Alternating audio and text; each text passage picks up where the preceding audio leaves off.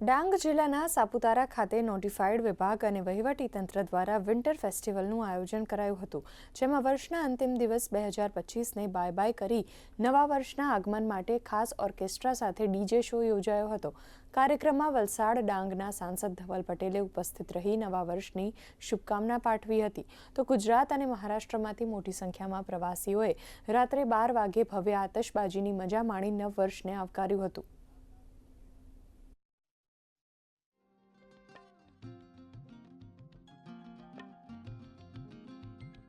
વર્ષભરમાં આપણા ડાંગમાં અને સાપુતારામાં અલગ અલગ વિકાસના કામ આપણા કેન્દ્ર સરકાર અને રાજ્ય સરકારે કરી। વિન્ટર ફેસ્ટિવલ પણ તમે જેમ જોયો છે કે એકદમ જબરદસ્ત પ્રતિસાદ પૂરા લોકોથી મળી રહ્યો છે, ત્યારે જ્યારે વર્ષનો આખરી દિવસ મને પણ આવવાનો અહીંયા લાવો મળ્યો। મને એવું થયું કે આપણા 2025નો છેલ્લો દિવસ છે તે આપણા ડાંગના લોકો સાથે, અને સૌથી મહત્ત્વપૂર્ણ 2026નો પહેલો દિવસ છે એ મારા ડાંગના આદિવાસી લોકો સાથે વિતાવું, અને ડાંગના જિલ્લા માટે સારામાં સારી કામગીરી કઈ રીતના થાય અને ડાંગ જિલ્લો કઈ રીતના વિકાસની પ્રગતિને પંથે જાય એના માટે પૂરો પ્રયાસ કરવાના છે। गुजरात के एकमात्र हिल स्टेशन सापुतारा आजकल पर्यटकों से फुल गुलजार है।